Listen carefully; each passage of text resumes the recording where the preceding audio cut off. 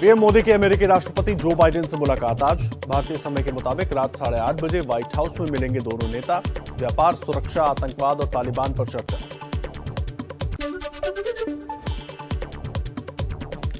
America बनेगा भारत की अगुवाई वाले इंटरनेशनल सोलर अलायंस का हिस्सा। पीएम मोदी और राष्ट्रपति बाइडेन के बीच बैठक के बाद औपचारिक ऐलान संभव। वॉशिंगटन स्थित व्हाइट हाउस में आज शाम को ही क्वाड शिखर सम्मेलन। ऑस्ट्रेलिया, जापान और भारत और अमेरिका के शासन प्रमुख शामिल होंगे। सूत्रों के मुताबिक चीन और पाकिस्तान को लेकर होगी बात। अमेरिकी राष्ट्रपति जो बाइडेन और पीएम मोदी की मुलाकात को लेकर वॉशिंगटन में सुरक्षा के पुख्ता इंतजाम। व्हाइट हाउस के आसपास बाइक और साइकिल से गश्त लगाते दिखे पुलिस वाले। अमेरिकी उपराष्ट्रपति कमला हैरिस और पीएम मोदी की मुलाकात में दिखी जबरदस्त दोस्ती की झलक।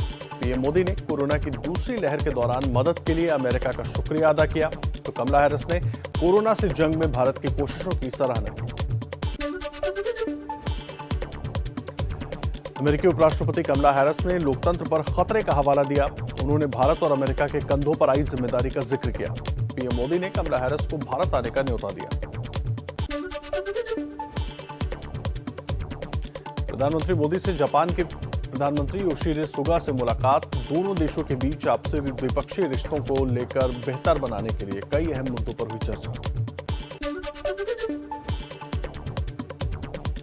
अमेरिका में प्रधानमंत्री मोदी ने ऑस्ट्रेलियाई पीएम स्कॉट मॉरिसन के साथ द्विपक्षीय बैठक की। भारत और ऑस्ट्रेलिया के बीच आर्थिक संबंधों को बढ़ाने पर अहम चर्चा।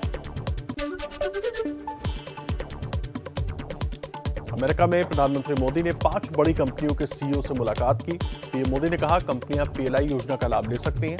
कंपनियों ने भी भारत में निवेश पर रुचि दिखाई। राष्ट्रीय मेडिकल प्रवेश परीक्षा यानी नीट में लागू नई आरक्षण नीति पर सुप्रीम कोर्ट में आज सुनवाई। याचिका में 27% ओबीसी और 10% ईडब्ल्यूएस आरक्षण को दी गई है चुनौती। देश में 2 दिन घटने के बाद कोरोना के नए केस फिर 41,000 के पार। 24 घंटे में 31,923 नए केस मिले। 282 लोगों की मौत।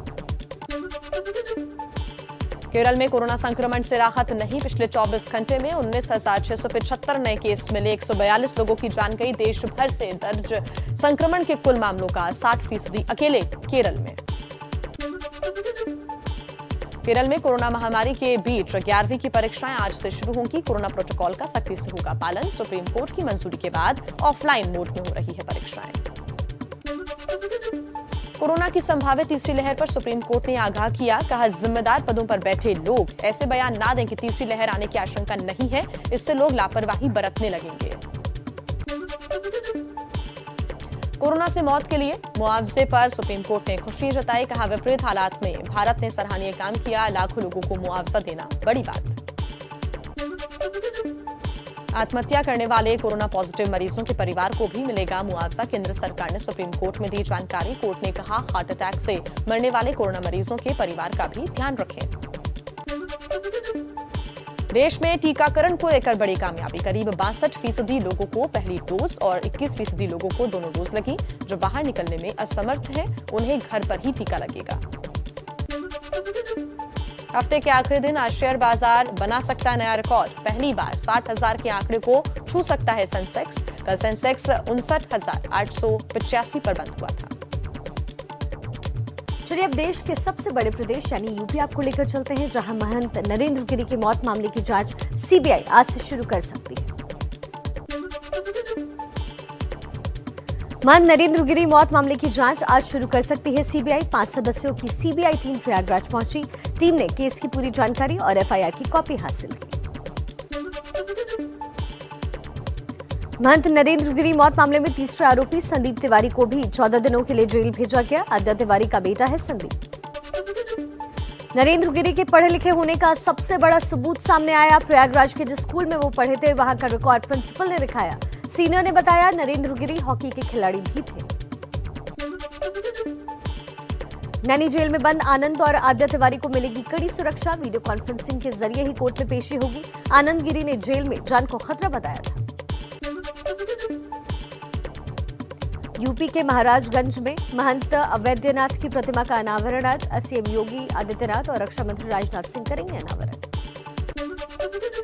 यूपी के संभल में समाजवादी पार्टी के कार्यकर्ताओं ने योगी के मंच का शुद्धिकरण किया। जनसभा वाले मंच पर गंगा जल छिड़का। 8 से 10 लोगों के खिलाफ केस दर्ज किया गया।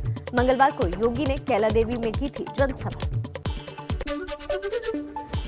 यूपी में अल्पसंख्यक कांग्रेस का आज से संकल्प पत्र वितरण अभियान। पार्टी की 16 सूत्रीय संकल्प पत्र को हर मुस्लिम मोहल्ले तक पहुंचाने की कोशिश।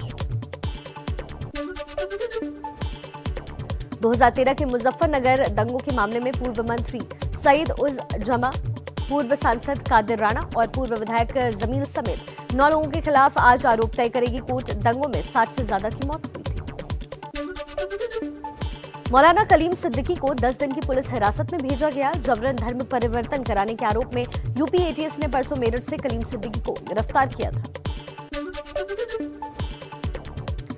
मौलाना कलीम सिद्दीकी की संस्था ग्लोबल पीस सेंटर की तलाशी लेगी यूपी एटीएस। सर्च ऑपरेशन का नोटिस भी जारी किया गया।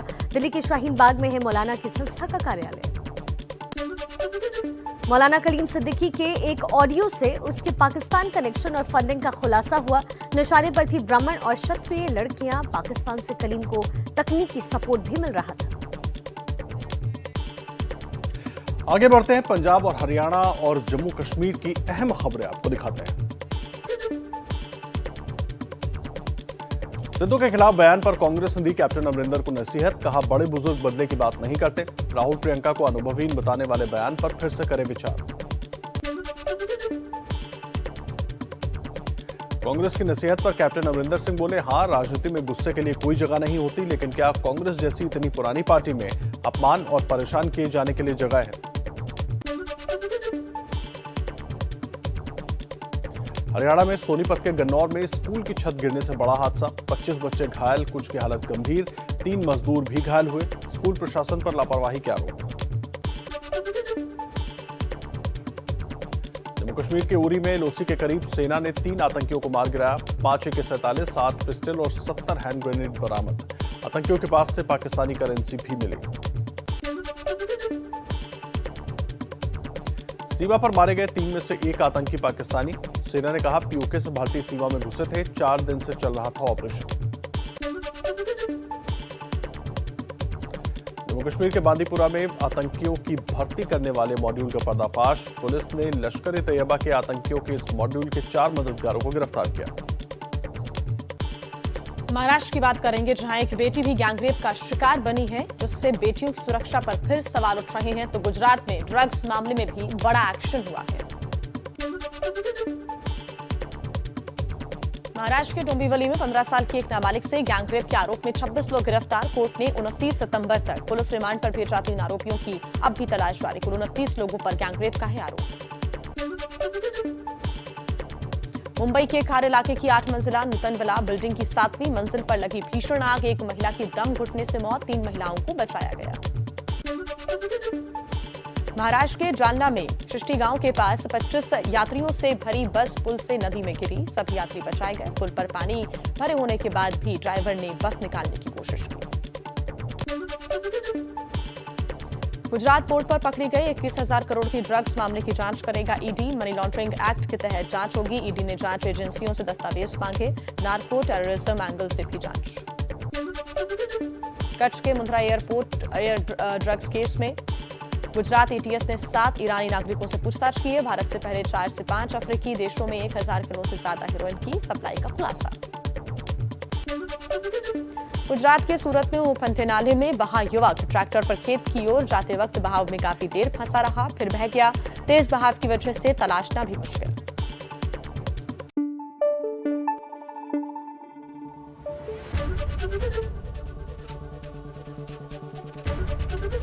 एबीपी न्यूज आपको रखे आगे।